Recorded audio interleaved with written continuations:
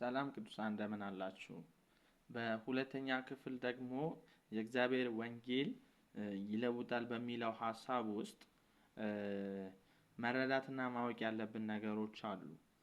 እነርሱም ደግሞ የሚለውጠውን ማንነታችንንም ጭምር ይለውጣል።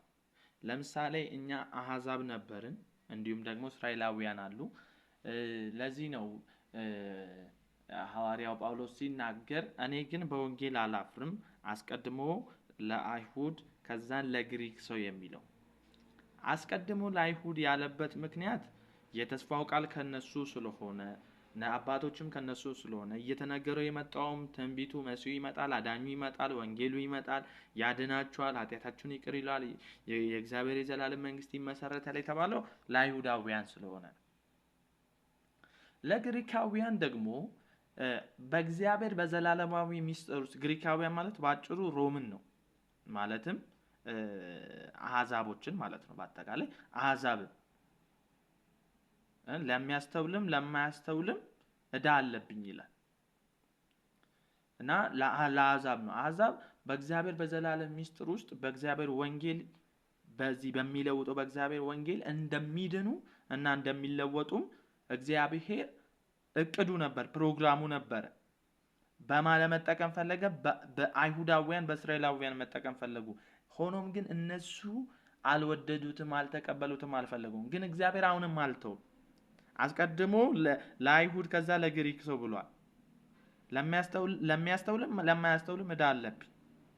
ለሚያስተውለው በሚያስተውልበት መጠን ወንጌል እንሰብክለታለን። ለማያስተውልም ደግሞ በተመሳሳይ መልኩ እንደዛው እንሰብከዋለን ማለት ነው። ምክንያቱም የእግዚአብሔር የማዳን ኃይል ስለሆነ ከወንጌል ውጪ ሰው ሊድን ስለማይችል በሃይማኖት ሊድን አይችልም፣ በስርዓት ሊድን አይችልም፣ በጸሎት ሊድን አይችልም። ሊድን የሚችለው ተስፋ ቃል የነበረው ትንቢት በነበረው ገብቷችኋል አይደለ? የእግዚአብሔር ምስጢር በነበረው አካል ለብሶ በተገለጠው በክርስቶስ ኢየሱስ በማመንና በማመን ብቻ ሊድንና ሊለወጥ ይችላል። የሚለወጠውም በዚሁ ምድር ላይ ነው፣ በሌላ በምንም አይደለም። ገብቷችኋል? አዲስ ማንነትን ይሰጠናል። አይሁድን ግሪክም አያደርገን። አዲስ ማንነትን በክርስቶስ ኢየሱስ ምን ያደርገናል ማለት ነው? ያለብሰናል ማለት ነው። አዲስ ማንነትን በማን? በክርስቶስ ኢየሱስ በመንፈስ ቅዱስ እኛም በመለወጥ አዲስ ፍጥረት ያደርገናል። ኃጢአታችንን ይቅር በማለት የእሱን ጽድቅ ለእኛ በማካፈል ማለት ነው። የእግዚአብሔር ዘር ከወንድና ከሴት ፍቃድ አልተወለድንም። እኛ ከእግዚአብሔር ነው የተወለድነው በመንፈስ ቅዱስ አማካኝነት ማለት ነው።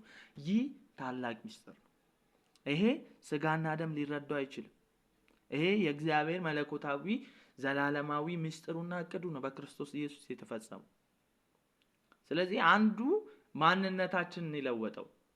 አሕዛብም አይደለንም አሁን፣ አይሁድም አይደለንም አሁን እኛ በክርስቶስ አዲስ ፍጥረት ምን ማለት ነው? አዲስ አካል የለበስ ነው ወይ ደግሞ የክርስቶስ ኢየሱስ አካል ነን። እርስ በርስ ደግሞ ብልቶች ነን። አሁን ወደዛ ነው የምናድገው። ይሄ ወንጌል ይለውጠናል ስንል እየተለወጥን ወደ እግዚአብሔር ፍጹም ሙላት እንደርሳለን። ገብታችኋል አይደለ? ወደ ፍጹም ሙላቱ። ለዛ ነው የምንሰብከው፣ ለዛ ነው የምናገለግለው፣ ለዛ ነው ሰዎችን ወደ ክርስቶስ መንግስት የምስራችን ወንጌል እየሰበክን ምንቀላቀላቸው። ወንጌል የተከደነባቸው ግን በማያምኑት ነው ይላል። ስለዚህ እኛ ምንድነው ስራችን? የተከደነውን መክፈት ነው።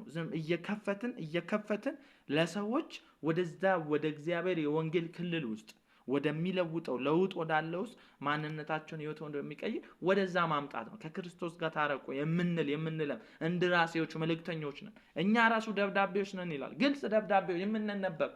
ለዚህ ነው ወንጌል ይለውጣል ምላችሁ። ማንነታችን ነው የሚለወጠው። አንተ ራሱ ትነበባለህ። በግልጽ ደብዳቤዎች ናችሁ። መልእክትን አንተ ራሱ ሰው አንተን አይቶ ሊድን ይችላል። መልእክትን ብቻ አይደለም። እኛ አንደኛ መልእክት ነን፣ መልእክተኞች ነን። አንደኛ ያዳነን የለወጠን ወንጌል በራሱ ምንድነው? ማንነታችንን ስለሆነ ሰው ማንነታችንን አይቶ ይድናል። ሁለት ደግሞ ሰጥቶናል፣ ያኛውን እንድንሰብክ ምስክሮቹ እንድንሆን፣ የትንሣኤ ምስክሮች እንድንሆን ከመንፈስ ቅዱስ ጋር በመሆን ማለት ነው። አካልም ስለሆነ ስለዚህ ሰው በጸሎት በሃይማኖት በተለያየ ነገር እንደዛ ቢሆንማ እንደ እስራኤል የሚለወጥ የለም ነበር። ምክንያቱም የመቅደስ ስርዓት የነሱ ነው። የህግ መሰጠት ለነሱ ነው። ነቢያት የነሱ ነው። ግን ነቢያቶችን ካለመስማታቸው የህጉን ስርዓት ባለመፈጸማቸው ህጉ በራሱ ደግሞ የሚያጸድቅ አልነበረም። ደካማ ነች፣ አሮጌ ነው፣ ወደ ፍጽምና ሊያደርስ አይችልም። ለዚህ ነው እግዚአብሔር ሻረው የሚለው። ለዚህ ነው እግዚአብሔር አስወገደው የሚለው። ኡራጅ ነው የሚለው ለዛ። ውስጠ ሚስጥሩን ደግሞ ስትመለከቱት እንደ ጥላ ያገለግል ነበር። ማንነታችንን ጭምር ተቀይሯል ማለት ነው። በሚገባን ቋንቋ ኦሮሞማ አማራም አይደለም፣ ትግሬም ከምባታ ምናምን አይደለም። ግን ትግሬም ከምባታም ኦሮሞም አማራም የሆንን በክርስቶስ አዲስ ፍጥረት ነው። በክርስቶስ ደም የታጠብ የጸደቀ መንግስትና ካህናቶች ይሁን። ካህን ነኝ ነው፣ የእግዚአብሔር ካህን፣ የልዑሉ ካህን፣ መልእክት ያለኝ የምስራች ብዬ የምሰብክ። ስለዚህ አናሲሞስ ማንነቱ ጭምር ነው የተለወጠው። ወንጌል ይለውጣል። አስቀድሞ የማይጠቅመውን ሰው የሚጠቅም አድርጎ በስርቆት በኃጢአት እስረኛ የሆነውን አሁን የወንጌል እስረኛ አድርጎታል።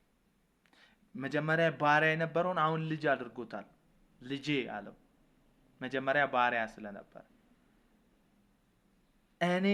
እኔን እንደምትቀበል እኔን እንደምታከብረኝ ምን በል ተቀበለው።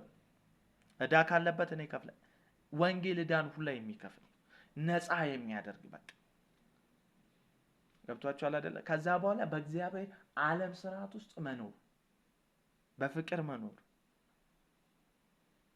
ለእግዚአብሔር ፍሬ እያፈራን መኖር፣ በትንሣኤ ኃይል መኖር፣ በጽድቅ ህይወት መኖር፣ በቅድስና ህይወት መኖር፣ ኃጢአትን መጥላት፣ ኃጢአትን መተው፣ ኃጢአት ያለ መስራት። አዲስ ኪዳን እኮ ኃጢአት የሚያለማምድ ይመስላችኋል? ኃጢአት ስሩ የሚል ይመስላችኋል? ኖ። አዲስ ኪዳን ከኃጢአት አንጽቶን ኃጢአት እንዳናደርግ ደግሞ ጸጋን የሚያፈስብን፣ እኛም ደግሞ ኃጢአት የማለን የጸሎት ህይወት ያለን፣ መጽሐፍ ቅዱስ የማንበብ ህብረት የምናደርግ፣ ቅዱስ ህብረት የምናደርግ፣ ሰይጣንን የምንቃወም፣ የጨለማው ዓለምን የምንቃወም ሰዎች ነው። በተለወጠው ማንነታችን ተቀይሯል። ስለዚህ ጽድቅ ዓለሜ ነው፣ ቅድስና ዓለሜ ነው፣ ሰው መውደድ ዓለሜ ነው፣ ይቅርታ ዓለሜ ነው እንዳልኳችሁ ማለት ነው። ወንጌል መስበክም ዓለሜ ነው። ሃሌሉያ! የእግዚአብሔር ጸጋ ይብዛላችሁ። እናንተ ብሩካን ናችሁ፣ ተባርካችኋል። አይኖቻችሁ በጌታ በኢየሱስ ስም ይከፈት። መጽሐፍትን ታስተውሉ እናስተውል ዘንድ በኢየሱስ ስም አይምሯችን ይከፈት። የእግዚአብሔር ወንጌል የሚለውጥ ወንጌል ነው።